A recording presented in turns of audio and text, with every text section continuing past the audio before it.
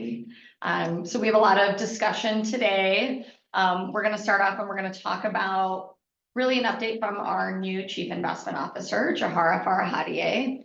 As a reminder, she joined last September, end of September, and did a 9 to 10 month transition into the role of Chief Investment Officer as Dave was preparing for his retirement. So as of August 1st, Jahara officially stepped into the role as Chief Investment Officer, and Dave is enjoying retirement. He's in Seattle. I got a text message from him this morning. As a retirement gift, I gave him a model Mustang. And the story I gave was when he and I went to visit you in Hutchinson. Yeah, you had a sweet ride. And we got this ridiculous sports car, and I was driving Dave around in it, and I was really embarrassed, like with Dustin. And Dustin, being the kind gentleman he is like, let me walk you to your car. And I'm like, please no. Which one's yours? No. Wow, like that's I'm just like, oh my gosh, bad stewards driving you around in this, like it's always like, and It was the last car on the lot. so it's like a joke, and it's happened a few other times with Dave. Like they just like the car rental place just knows I'm traveling with him, so it's always some ridiculous vehicle. So he sent me a picture that the model Mustang is on his desk. Nice. For that. So Dave, isn't just enjoying retirement. He's actually doing an interim CEO position at an entity called Faith Invest. So, he just can't retire, as like all of us probably. In Seattle for a minute, I hoped Amazon hadn't called him. Yeah. Well, yeah. A good point. How fast did the Mustang go? I was actually during this cyclo bomb that was going on too. I remember we landed in Wichita and we had to deplane through the rear because of like more about this than I do and why we would have to do Weird something. weather day that day. Yeah, and it was just very windy, very bumpy landing. I just remember we were like landing and the plane was like sideways and you were like seeing the runway, and then at the last second it like turns when it lands, and it's one of those when I'm like, I'm quitting my job, I'm never flying again, like, and then I get on an airplane the next time, so. But yeah, so we wanted to talk a little bit about Jahara and kind of her plans and ideas and things that she's working on. The investment philosophy, first and foremost, will stay the same. There's not going to be, we're long-term disciplined investors. Where we may see some modest adjustments is, the degree to which we are overweight and underweight certain asset classes. Part of what we are working on is, we call it re-underwriting. So we're just re-underwriting all of our managers that are in our portfolio, looking at their philosophy, the mandate we've hired them, maybe that some restrictions or not restrictions that we have on them, and how we want to move forward with the funds and the construction. And with all of this work, we've hired a director of public markets, Kwa. Her picture's on the next page. Juan most recently worked at Christian Brothers, which is our, I would say, kind of sister organization that focuses on the Catholics. So it's a manager of managers, very similar to us, and they work with dioceses and so forth, Catholic institutions, where she was part of the construction of their fund of funds. Prior to that, she worked at Mercer, where she was in charge of, you probably know more details about what she did. She was at Mercer for, I think, about 18 years, and she ran the manager selection and monitoring. So she's really plugged into the asset manager community. Yeah, so we're really excited. I mean, she knows all of our managers. She's worked with them. The same with Jahara. So I'm sure they're pretty nervous knowing like the CIO coming in and Wa coming in, who also has a deep, or I say a thick Rolodex of managers. And then of course, some of our coworkers are like Rolodex. It's like, yes. What's that? What's that? But so I'm really excited. She's really been digging into the portfolio. And then obviously, as always, we will make sure to keep you all updated on any changes we're making. anything that we're, looking closer at and so forth, like we always do. And then the first funds that we're re-underwriting is our US equity fund and our international equity fund. So that's where we're spending the most of our time. And again, it could be that nothing really changes, that we just kind of put tighter constraints on our managers in terms of asset classes or what have you. Or it could be, we could see a shift in, some of these biases, these long-term biases that we've had. But again, we will make sure to keep you posted, on any of those changes that the funds will be having. Anything you would add? The article that was on Wespath about Jahara's kind of introduction said that she was interested in providing more options. So I know you've talked about that a little bit before, that Yep. you may make available more than 9 funds, 2 more funds or whatever it would be. Yep. That may play into our work, trying to discern what is the best options for our churches or otherwise. Yeah, one of the things, we launched our alternative assets fund last year, which provides those clients that want higher allocations to private markets. We have a suite of funds called the Social Values Choice Funds. And these are funds that are made available for investors that want a fossil fuel free option. There's a large constituency in the church that wants to invest in a manner of not investing in fossil fuel companies. So we created an investment choice for those investors. Again, it's just providing choice to them. And then we are working on launching an international developed index fund as also part of our option. I don't think we have a date on that yet. I think it's part of this re-underwriting of our funds and the process we're going through that of also launching the passive fund. And this would be for investors that obviously prefer passive investing. There are just those investors. This would be in alignment with like our US equity fund, where it doesn't include the alcohol, tobacco, gambling, adult entertainment, private prisons, so that it's in alignment with the church. And then it also does include emerging markets. We have some investors that would prefer an investment option that does not invest in emerging markets. We, as an investment team, still know the value, or we, believe that there's value in investing in emerging markets, but we understand that there's just some investors that don't want to invest in that way. So again, just providing choice and option for our current investors and also our prospective investors. And that's all preliminary, but that's our current thinking of Yep. what a passive fund might look like. Anything you would add, Frank? No, I think that was great, Karen.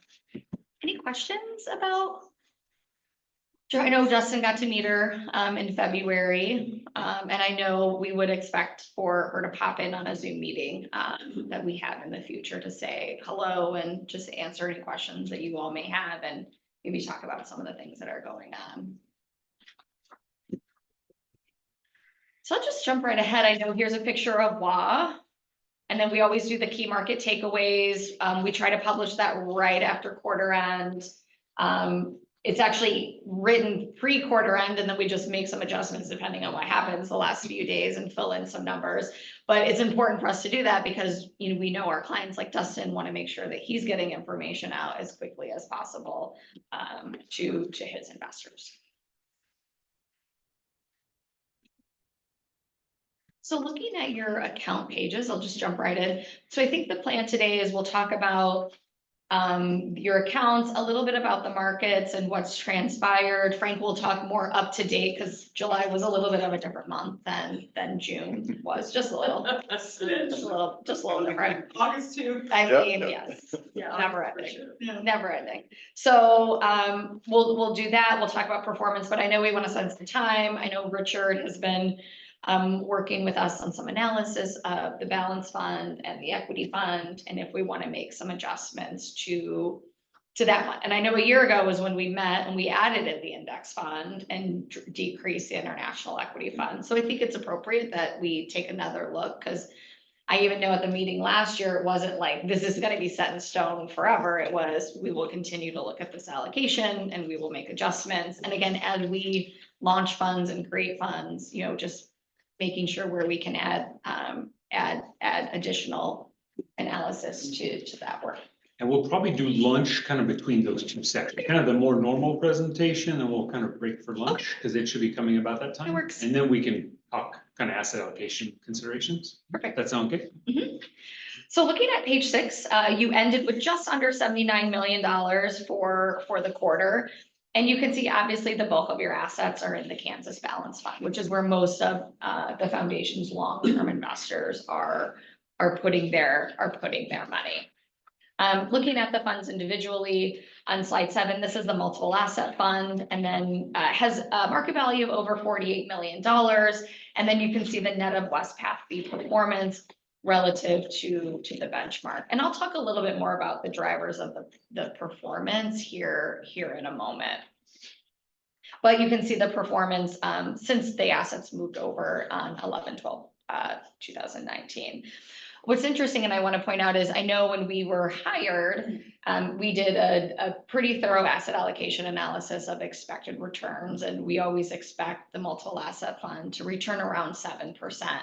And you know, if you look long term, I mean, we're just under that, so we're just under that 6% long term. It's been a weird time since 11/12/2019. I mean, right when you came on, it was like COVID and Nothing. yeah, elections. It's just kind of been all over the place. So it's been a really interesting time period, needless to say, when you came on board. At the end of the year, we'll have something in that 5-year plan. Yes, That's right. exactly. It's hardly 5 years. Wonderful.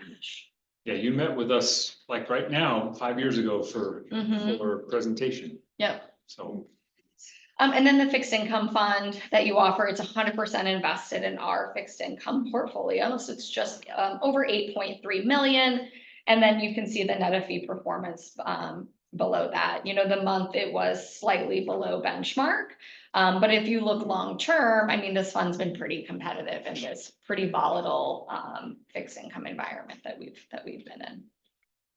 That's a really good spread for fixed income fund in that 1 and 3 years. Mhm. That's very good. It's been just the type of environment where we would expect to outperform an economy that's just staying more resilient. We'll have periods where we underperform, of course. Does the housing funds give a little kick to that? The or- PSP, Yeah, the affordable housing's been, over the long term, it's been a great investment. Over the short term, it's been a great investment too. because I'm sure with the rise in rates, I mean, we probably get some benefit from that. I mean, rising rates are going to negatively impact pretty much any fixed rate type of bond instrument, but it's a relatively shorter duration on our portfolio of affordable housing loans. And it's remarkable how well those loans performed through the pandemic, and then subsequently too, they've actually outperformed a bit. I think part of it too has been really our disciplined approach too, because when rates were so low, I mean, we just weren't competitive with the rate that we required in order for us to make an investment. I mean, so we went through periods where we weren't doing any loans just because it didn't make any sense and it wasn't beneficial. So I think, again, holding to that discipline and not just investing to invest really benefited us over the long term for that portfolio too. I mean, even though I wanted more PSP in our funds, but you know, we just had to be patient. So looking at the Kansas equity account, again, this is one that we're going to take a closer look at today. You can see the allocation to international equities is 34%. It's, you know, the target's 35. It was originally 45%. So we dropped that 10% last year. And then we also added in the US equity index fund, which is the Russell 3000 investment portfolio. Really what's been negatively impacting in this near term, and really it's been the last 3 years. These 3 portfolios has been, one, being underweight those top 50 names, those top 7 names. And then on the international equity side, it's been our manager stock selection. Our managers tend to be a little bit more focused on growth, and adversely to the US market, international value has done really well. And we tend to be underweight international value in that portfolio in terms of our manager stock selection. So that's negatively impacted the portfolio. But I'm going to show you some calendar year performance, and you can see over the long term just how well the international equity fund has. And then we've just been in this cycle for the last 3 years where the the investment manager's stock selection's just been out of favor in the international market, and we'll talk a little bit more about that. And then the short-term fund, this is a subset of the foundation's short-term investment portfolio, and it's invested in our short-term investment fund, which the yield to worst on that is about over 5% on that currently. So still pretty competitive, pretty attractive. Again, it's daily, so that could change. You know, if the Fed does start dropping rates, obviously that's going to be impacted, that yield to worst. But it's been a great short-term instrument for our investors. And I know it's probably added a ton of value to your short-term fund that you have. Is yield appropriate questions for fixed income, fixed income fund, or is yield not? Yeah, sure, it's an appropriate question. I think our weighted average yield on the fixed income fund is probably 6% or a little higher. We might even have the characteristics Trying to think. in the back. I don't remember. Yeah, we have the yield to worst at 6%. I don't want to get ahead, but Yeah. since you brought that up. Sure. Yeah. We're getting our money. It's nice. Which is really a pretty attractive yield compared to what we've gotten used to, isn't it? Yeah. Absolutely. Do you attribute that to like the overweight to high yield, do you think Well, primarily, or? I mean, treasury rates have come up so much over the Well, past the 5 Fed funds are years. 5.5. Yeah. So you would expect just, I mean, And then mix in things just a little like, bit of a high high yield. yield. Yeah, short-term High exactly. yields of 7.5. So, you know, Mhm. it's right where I expect it to be for probably pretty decent quality. Then I Yeah. presume that yield, that cash comes back and is reinvested right back in the fund. That's right. We don't distribute the income. It just goes right Right back in. back in, buys more fixed income. That's right. But it's, when we have a price and we show its performance, its return, that fund, Mhm. it's mark to mark daily. That's right. So that, as opposed to if we, you know, if the foundation were to go out and get our own bonds and then we wouldn't price them, we wouldn't reprice it normally, right? I mean, I wouldn't assume so. We know that it's yielding 6%, Yeah, for example. yeah. And so when they pay out, we'll be making 6%. So does the return then that shows here, is that inclusive of those, the yield, the dividends, Mhm. the interest? That's Yeah, right. all included. So like That's if I right. look at a 1 year at 4.95, Mhm. the price may have come down in the Mhm. asset, but 6% or whatever it is in. Exactly. Comes up to 4.95. That's right. Got That's it. exactly right. Yeah. Yeah, and you're right, Dustin, but being in the fund, our custodian, Bank of New York, strikes a unit price daily, like on a mutual fund. And because of the scale, there are thousands of bonds that we hold, which you wouldn't be able to do. Right. Yeah. Yeah. There's no lunch. But we, You guys have lunch? thank you, yes. Do you want to put it over on that table? That'd be great. But when, like in December, when we thought Fed rates were gonna lower rates, it made the value go up, which we had better returns, and then that didn't transpire. Yeah, it's all based on like inflation and, Thank you, sir. how all that works. Maybe Well, thanks, Karen. Pick that up. I mean, I was like, Sweet. Welcome to Kansas. That's how we go on the management fee. We're not doing some free state for nothing. it's the relevance, okay. Don't worry about Oh, it. Karen. It's okay. That was really unusual. Maybe because she was speaking. Oh, Yeah, He maybe. may have. Yeah. Maybe so. Speaking, she was in Yeah. charge, because he probably too young. I just look like I'm in charge, so I just like portray Does he know you? leadership and You did. authority. You did, absolutely. So moving right along, do you have any more questions? I don't want to like cut you off. Thank you. Yeah, appreciate the I question. appreciate that. Okay. Yeah. And then we have the US Equity Index Fund on slide 11. And again, this is the Russell 3000. The only thing different between the index and this fund is the exclusion of alcohol, tobacco, gambling, adult entertainment, and then fees. So we do show this net of fees, this portfolio. So, and again, the benchmark does not have a provision for fees. So we always would expect to be right around the benchmark. I mean, you're not going to see this fund outperform by 1%. I mean, we may be outperforming by 20 basis points and we may be underperforming by 20 basis points, just kind of depending how things fall. But you can see if you look at the inception, I mean, we're right in line with the benchmark and for the 1 year and year to date and so forth.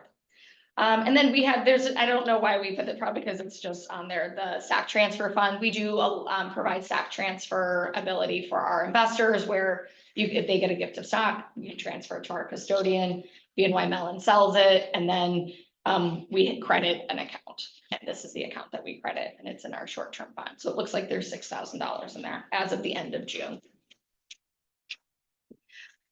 Next is like the financial reconciliation. This is a fairly new report that we've been including in probably the last few meetings. I really like it. I think it shows where the value is coming from, where most of your appreciation or depreciation in your portfolio is.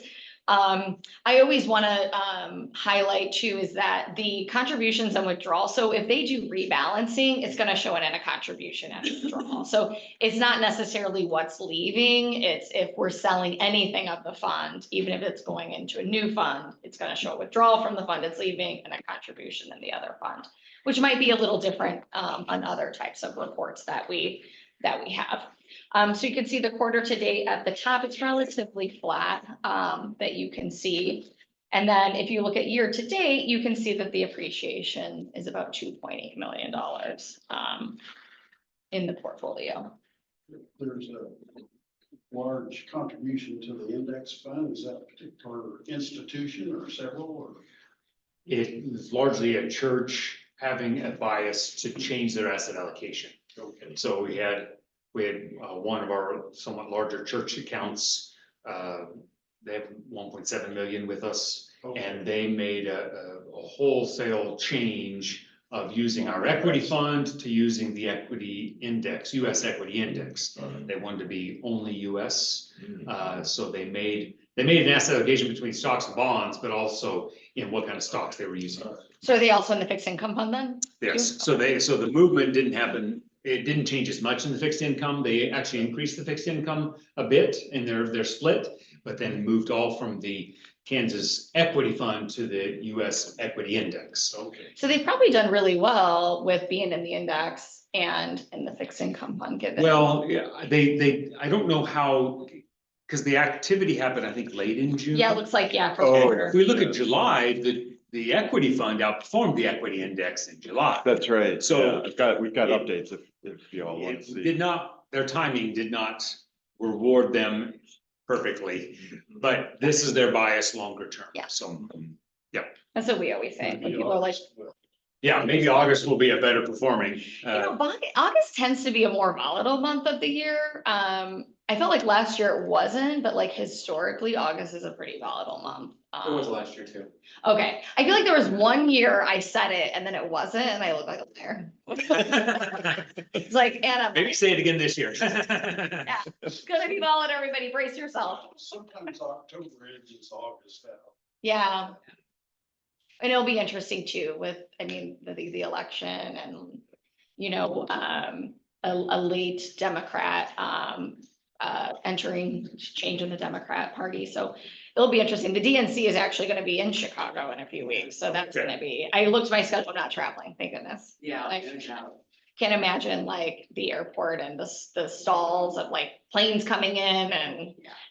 I asked Bernie's daughter, and I think it's both at the United Arena and the Convention Center, Oh. or some combination. Okay, And she lives really close to the Convention Center. yeah, so it's gonna be a mess. I'm sure a lot of offices are gonna be work from home or remote during Well, that. and the streets will be so blocked. Yeah, I was just gonna say, You may not even be able to walk her dogs. yeah. Just back, Yeah. just a quick question here on that. I see the multiple asset fund has a negative appreciated for the schedule. But year to date shows a 4%. Yeah, the multiple asset fund was slightly flat, for the quarter. to date. 4%, how could we get? So you're looking at rate of return on one page and then, Must be missing something there. We look, well, it's a good Well, it's question. quarter, so the quarter we just were quarter. down, just the quarter is down 0.24. but the year to date we're up 4. Oh. So it's the time my period. bad. It's the Okay. 4 day. I'm so sorry. That's I don't okay. know.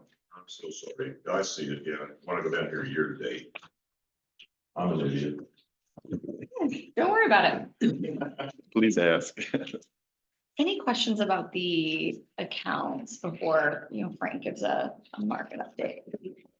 And we did, because as we said, the markets did change a little bit. We did print out updated performance for as of July 31st. That we wanted to just, share with everybody because the US equity fund did well in July with the small cap rally at the end of the year. It did significantly well, up over a percentage point. So we wanted to just provide the most up-to-date performance information Oh, as thank of you, Justin. July. I thought about you guys in the second half.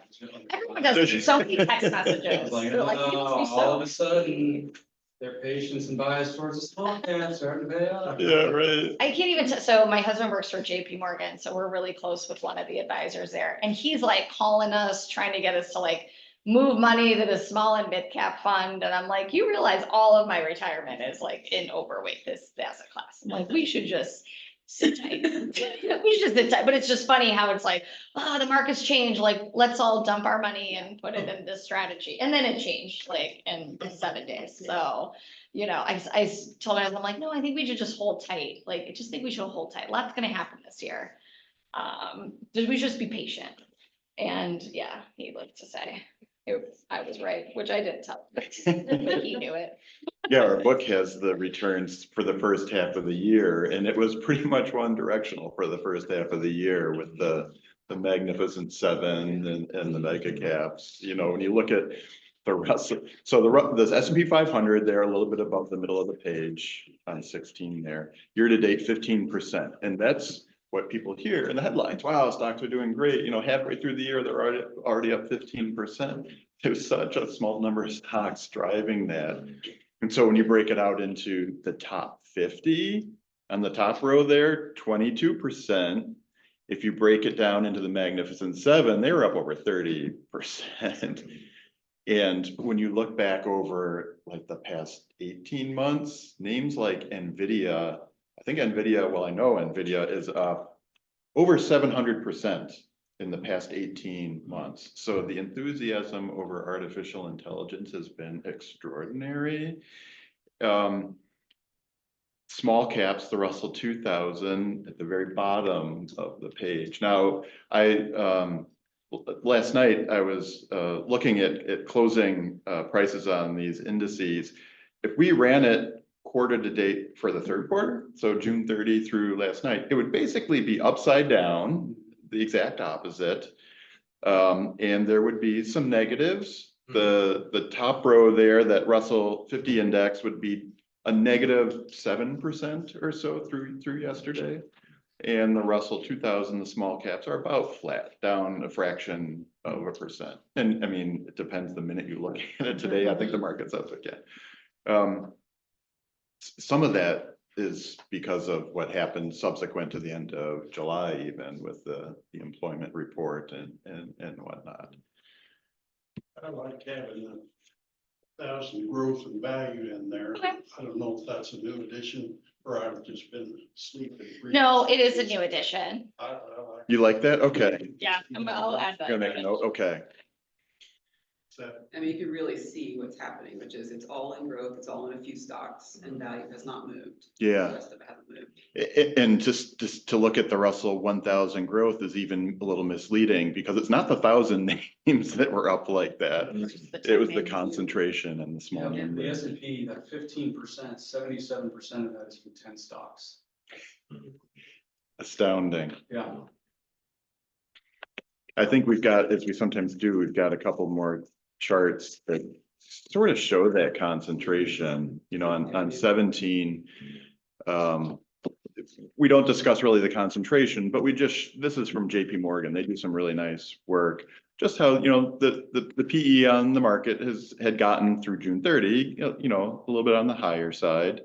Market's done extraordinarily well. But then when you look at 18, here's where you see the concentration again, because that top right chart on 18 is the weight of the top 10 stocks in the S&P 500. And it's just shot higher, and it's at 37% as of June 30, which is clearly the highest on this page, going back to the mid-90s. And I think you have to go way back to 1929, or I think there's maybe a period like in the 50s, 60s where it got kind of concentrated. But it was never to this. Okay. So if you draw a line all the way back to 29, those peaks are essentially right at each other right now. And that's not a comparison you usually like to be making with, No. with markets, right? We know what happened. What happened. Yeah, I don't care little. And that's not to say that these aren't really profitable, great companies, but when you see the enthusiasm for a relatively small segment of the market and the market becomes really concentrated in really, I would say, one industry, even if you look at something like an Amazon, you think is like consumer discretionary, but I think so much of their revenue is from Amazon Web Services that they're really a technology company. It's just so concentrated.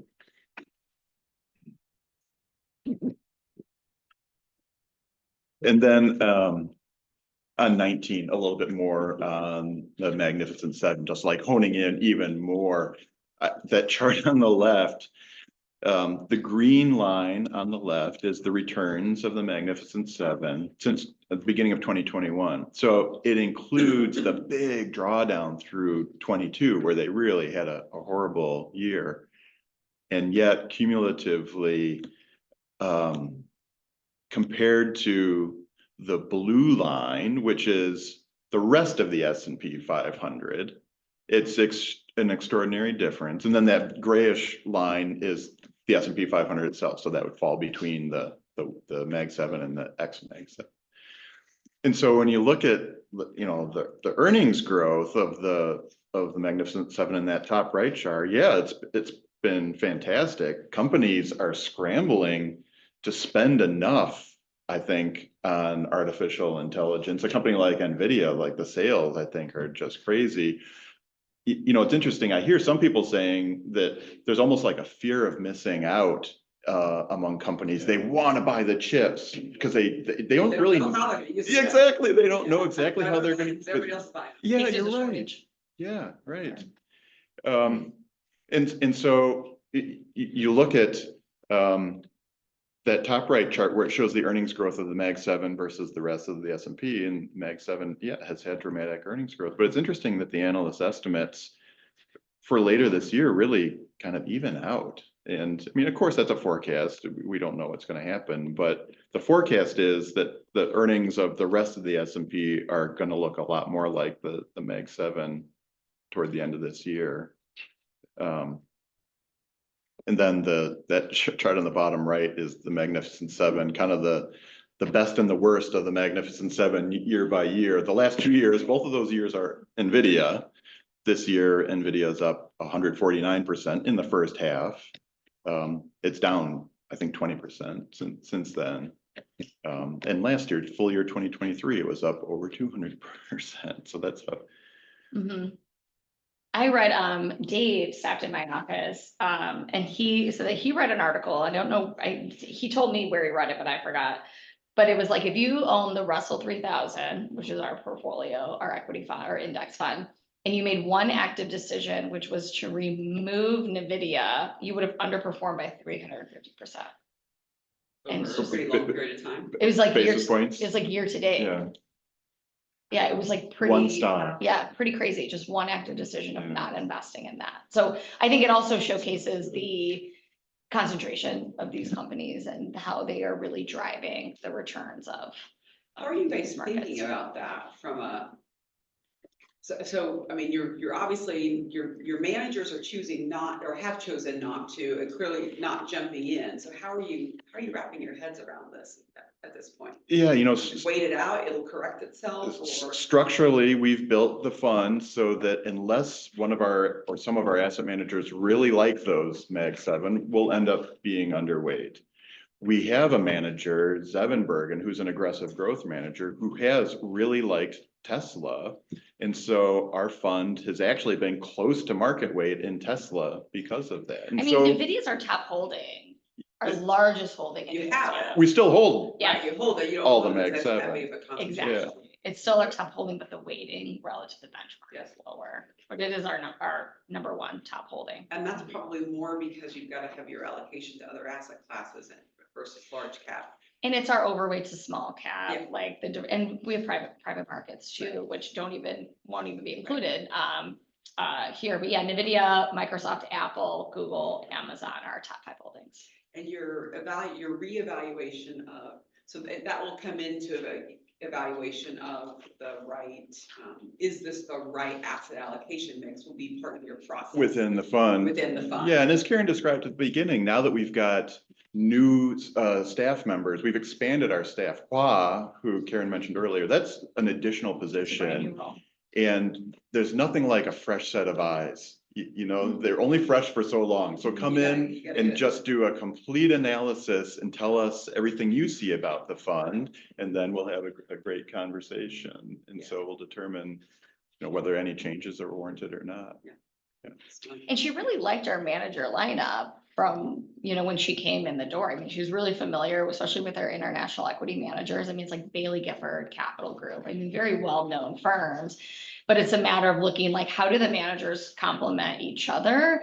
And then we also have special guidelines on some of our managers. Like we allow some of our developed managers to go into emerging markets as well. So it's like, do we want to keep that or do we want to tighten that up a little bit? So things like, again, we may not see significant manager changes, but we may lessen the degree to which they can go into emerging markets and small caps and so forth. So, and that's, I mean, really when it comes to the re-underwriting that's what she's looking at. I'm sure there's going to be some manager changes, but You don't expect wholesale changes. no by any means. wholesale changes no, that's definitely not what we would expect. When's the last time you were able to step back and do that sort of whole, is this a first time in a long time? Every couple of years, we we've sort of done that. rotate through. It's interesting. We did the International Equity Fund a Yes. couple of years Just gonna ago. say, right when this kind of started, we did a whole thing on this. So yeah, talk about that. Yeah, and when Way to you've make gone it. through a period of super strong performance, like you probably remember 2020 was an outstanding year for us, both in our US First year equity they fund hired us as and as international. phase. And I think you probably said, don't expect this every year. Of course I said that. And so we did, that's a great time to do a reevaluation. When you're doing great, it's just as important to reevaluate as when you're doing poorly. And when you looked at, for example, in the International Equity Fund, you looked at the active managers, the correlation of their excess returns was pretty low. So we felt we had a pretty well diversified active management. More recently, like post-pandemic, the correlation of those same active managers has gone up a lot. And so that's one of the things we're looking at now. That's why you kind of, you do it kind of on a cycle. What is it, something that changed with them? Is it the market? Is it the composition of the fund?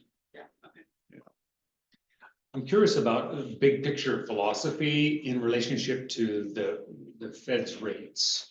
Because I would think if Feds raise rates, that lends itself to not being as favorable for small cap kind of companies that are usually more strapped for money and need a lot of lending. Exactly. Versus, high resourced companies. And I'm curious if there's ever been a consideration of we want to tweak our model related to the Fed funds rate over time or not. Does that make sense? It does make sense. Yeah, I understand what you're asking. And we have done research to evaluate whether it makes sense to basically, as you said, tweak the model. And whether it would be based on the Fed funds rate or some other factors, like there's a long cycle between large cap and small cap PE ratios, where small cap will look like it's at a huge discount relative to large cap. I mean, this is like a multi-decade cycle. And then small cap will have a huge outperformance like we saw maybe late 90s, early 2000s. And so we've been running some regressions, nothing, no conclusions yet, but it's something we've contemplated, whether there's a tweak. Yeah, if it's getting to 21% PE on the large cap, for example, then or whatever the number would be, 30, or we're going to pull back percent wise to large cap and, you know, or vice versa. We've looked at that, yeah, Yeah. exactly. And I mean, our managers too, I mean, they're the stock pickers. So they're Right. the ones, like, they could adjust their portfolio based on any sort of like Right. cycle. And we allow them the ability to do that as long as it's within the guidelines that we have. But only a few of them are all cap, right? Only one, I think Zevenberg's the only one. And that's So the others, growth, so yeah. you have the role to say, we're gonna give more asset allocation to the small cap. Yeah, group. that's where we Yeah. come in. That's Where- intentional. Yeah, okay. Yeah, and she's very, her big thing is disruptors. So she wants Nancy to. Zevenbergen Yeah, at Zevenbergen. So her big thing is like, she wants to find the next disruptor and then capitalize. And she's done a great job. I mean, Tesla, the disruption to the auto industry, Amazon, disruption to like just shopping, consumer discretionary. Netflix was another early investor in that. Like, I mean, that pretty much put all blockbusters out of business. So she's done a good job over the long term, you know, with finding those disruptors. But her strategy is extremely volatile. I mean, she'll be outperforming by 70 percentage points one year and then underperforming by 50 percentage points. It's just, which is why she only has a portion of the portfolio and not like 40% of it. And I feel like we capture a little bit of that Mhm. because in the year where they were up so much, we actually redeemed some Yep. from them, Pulled had them back. sell and reinvested. They thought we were crazy. I remember that. 100% of their growth is my memory. Yeah. So we pulled, There was, Yeah. it was 2020, I think our Zevenbergen account was up about 125% that year. And so over the course of the year, we withdrew approximately their starting balance. Right. And reinvested it elsewhere. yeah, I remember. Yeah. And then they were down the next year. Like Yeah. we saw those, we saw a drop, maybe not next year, maybe the year after, but then we saw it, a decline, because again, the cycle kind of started shifting, out of it. If you leave it there, our whole risk profile is different Yeah. Mhm. than if you take it out. Right. Or when they're down, add to it. You want to keep that risk profile fairly close to whatever your target is. Yeah. Yeah, well said. Yeah. So we can shift and talk about international for a moment here. And I think we've shared these slides in the past comparing the US to international. And on 20, the chart on the left is just showing the amount of discount you get when you look at the PE ratio of outside the US versus the S&P 500. And it's hit 2 standard deviation discount from the mean, which is, I think, largely driven by the US mega cap growth driving PE so much higher. And then looking at dividend yields, it looks like international is yielding about 2 standard deviations above the average versus the US. And when you look on 21, on the right, it puts in context where the current valuations are relative to the past 25 years for different areas of the globe. And so that gray band is the 25-year range of PE ratios. And the blue diamond is where we were at June 30th, well above the average, which is that purple bar. But the rest of the world, not so much, either more close to the longer term average or below. And I mean, certainly there are reasons the US has done so well. It's got incredibly innovative companies, but this is a pendulum that tends to swing back and forth. Should we move to fixed income?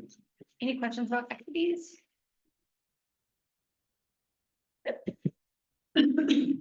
On 22, we've got fixed income returns sorted by year to date. Now, of course, the top row there, commodities, that's not actually fixed income, but we include it on this chart because it's a diversifying sleeve in our inflation protection fund, which is primarily a fixed income fund. With this year's modest increase in rates, at least through June 30, fixed income returns are, sort of ho-hum. High yield's better than most because it has the yield advantage. more recently, we saw the yield curve has been moving around. We saw the yield curve come down pretty sharply over the past week or two here. It's moved up a little bit today. And so we'll see how the full year shakes out. But when you look at slide 23, it's just a dramatic reminder of how far the yield curve has moved. The line on the bottom there, that dark line, is from August of 2020, which I think was really the trough in yields after the pandemic lockdown response. And I mean, the entire yield curve was below 2%. Looks like it's even below 1.5% here. And so not surprisingly, as the inflation picked up after the pandemic and the Fed raised rates, we saw some negative returns on fixed income, especially in 2022 when inflation and the Fed rate hikes were the most dramatic. And we saw the inversion develop that we've talked about, how it's a downward sloping curve. Some of that has dissipated a little bit in recent days. And on 24, slide 24, you see the history of inflation going back to, kind of right after the onset of the pandemic, really. I mean, it spiked up to around a little over 9% early in 22. And it's made a lot of progress. This is the consumer price index back down to 3.3. We had one more reading since then. It's actually 3.0. It's interesting when you look, this color coding actually decomposes the sources of the inflation. And when you look at something like that red band that is auto insurance, that's a really small proportion of the basket of CPI, but auto insurance has gone up so much. I think that's a combination of cars maybe getting more expensive to repair because of they're complex, but I think also maybe the labor too. Some of the labor rates. Yeah, some of the what they call low skilled labor, maybe that's not a fair terminology, but the labor in this country that doesn't require an advanced degree, like a doctorate degree, has really seen a pretty big increase. And so there's probably labor costs going into that as well. I feel like a lot with the increase in electric vehicles too. I mean, I feel like it isn't, I feel like the labor or like the skill set of the individual that's working on some of these cars is a lot greater, and they're like technology scientists, that work on some of these vehicles. So I can't imagine the cost. And also it's interesting how energy used to be at the top, and we think about, what we're paying for gas and to heat our homes, and then it was negative, and now we're like slightly seeing it come back and creep up there. So that's kind of been a pretty volatile reading and indication on that with the energy and where it falls on the curve.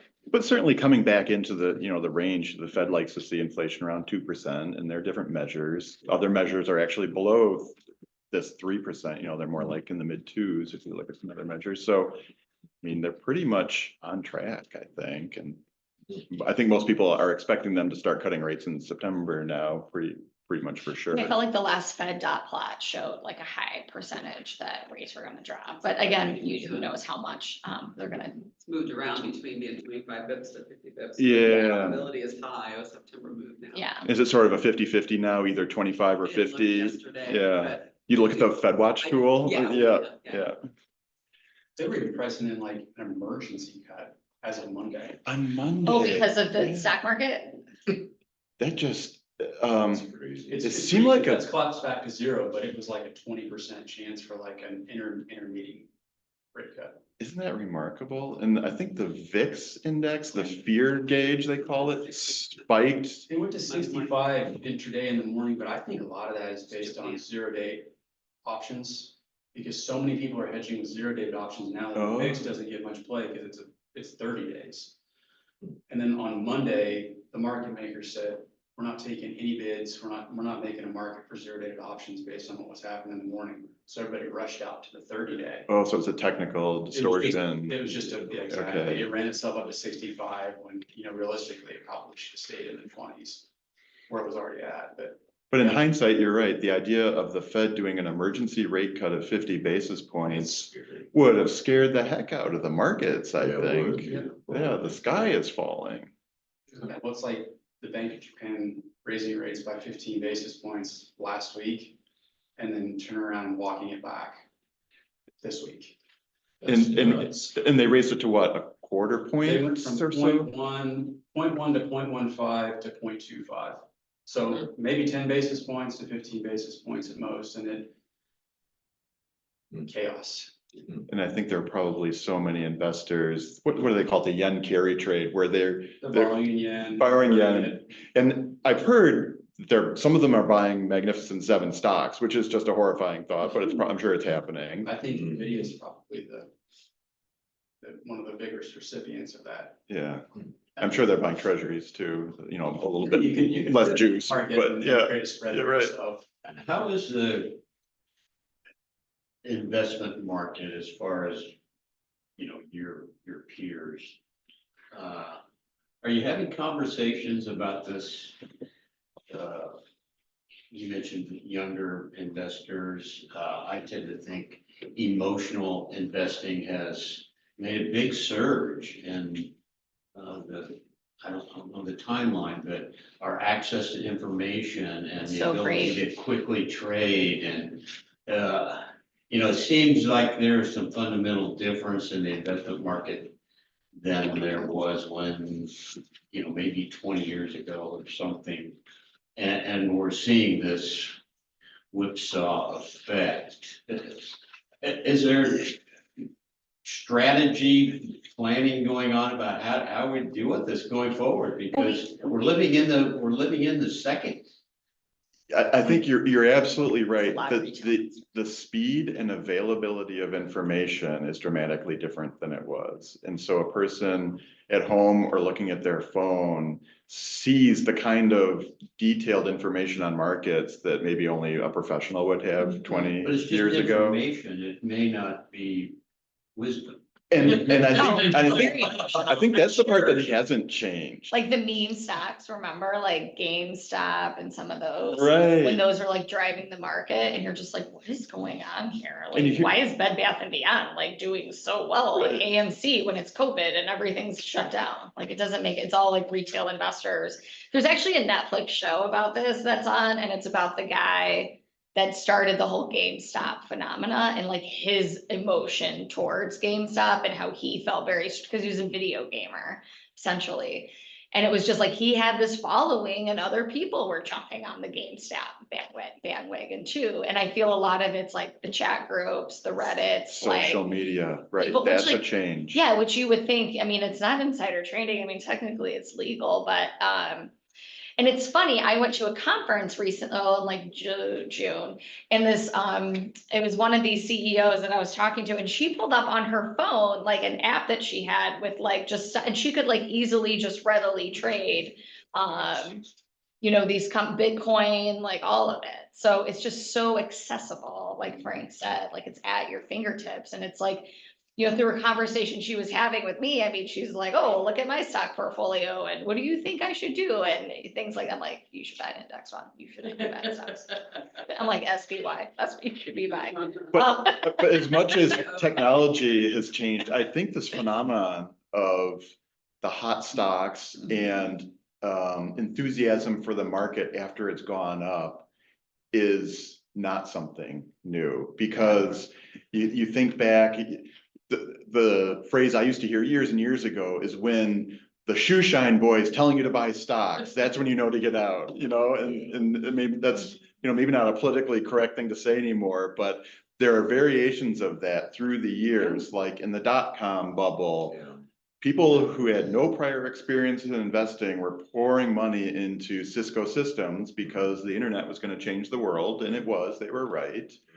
But you wouldn't necessarily want to buy the equipment manufacturer no matter what the price was. And so I think that part is something we've seen many times before, and we're seeing it again.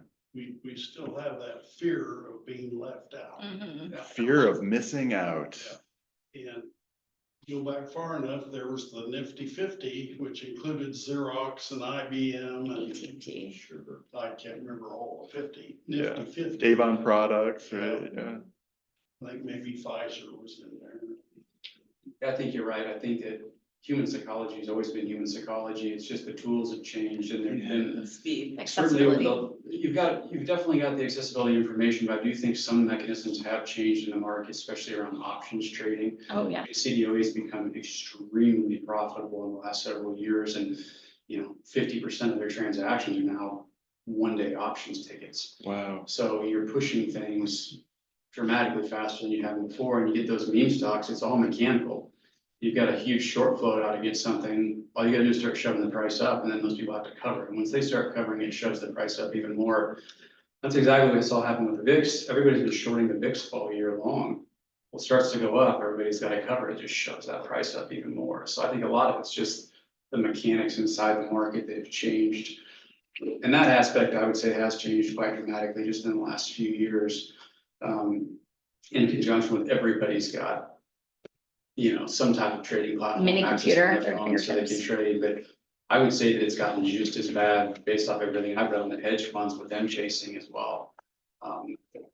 Everybody owns the Magnificent Seven, every passive investment owns it, and then the hedge funds just went over super levered over the top of it. And then to run neutral, they short the Russell.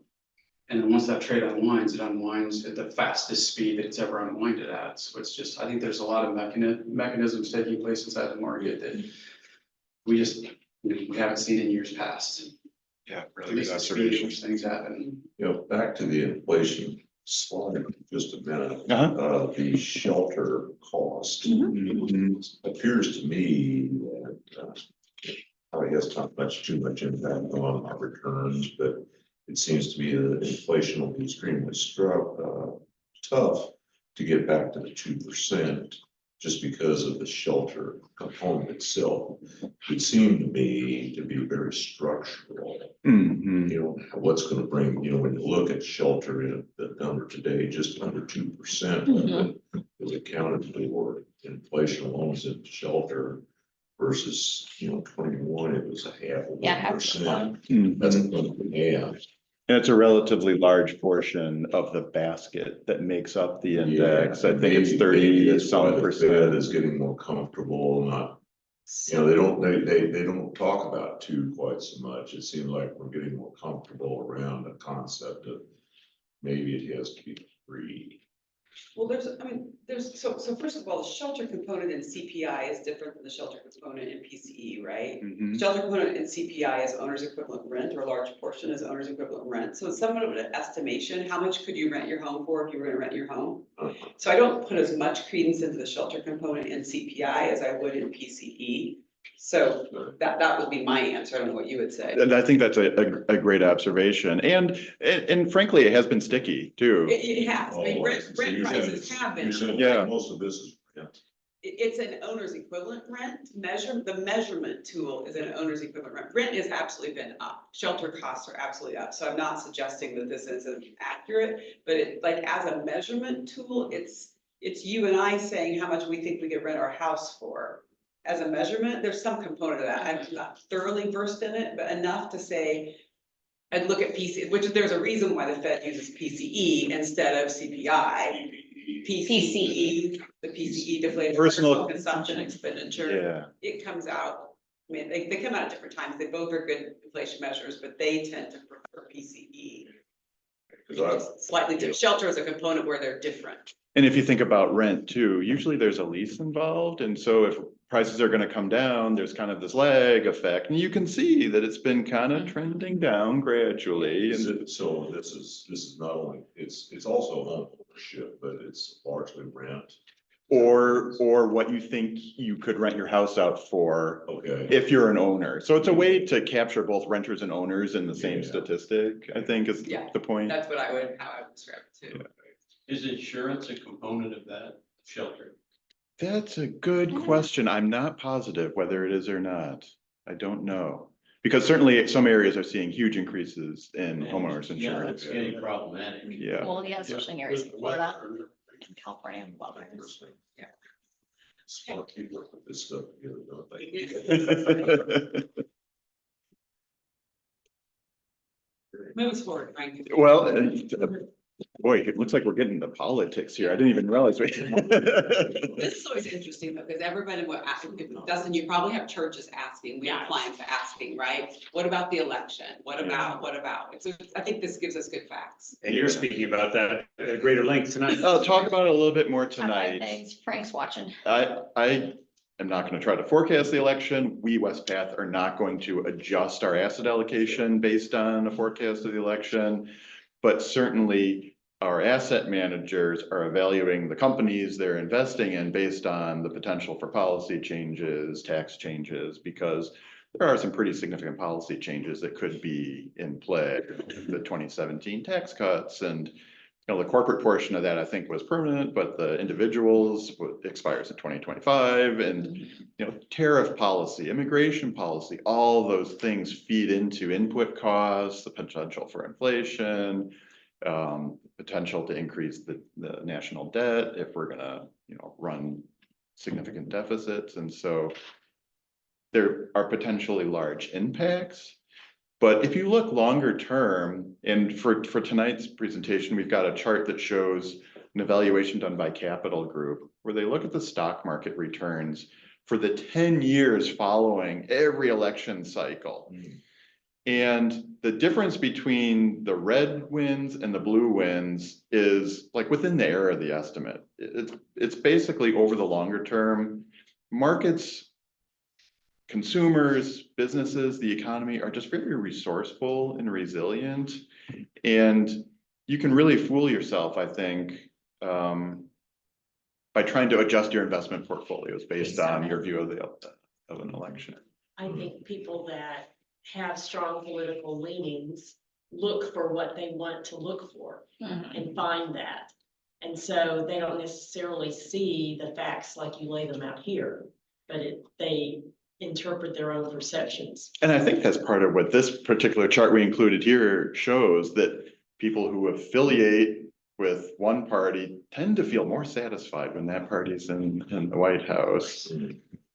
And the other piece is, policy, of course, requires all three branches, right, or two branches, right, the legislative branch and the executive branch, and the likelihood is, if you think about probabilities, the probability is you will not have one party have all three, and so policy change will be less. Well, they'll always say that, if the party in power is out, so let's just say that, Bush, Obama, well, people that are gonna be right leaning are gonna say, well, we're doing so well now because of the person who used to be there. Yeah, right. Well, because of those policies, now Yeah. we reap the benefits. You You just still have hear to that. do Of course, the Obama's reality right. was, this cycle and a big ass recession happened in the middle of Well, it. they're all storytellers, so they're gonna tell the story how they want to tell This it. is like, They're all storytellers.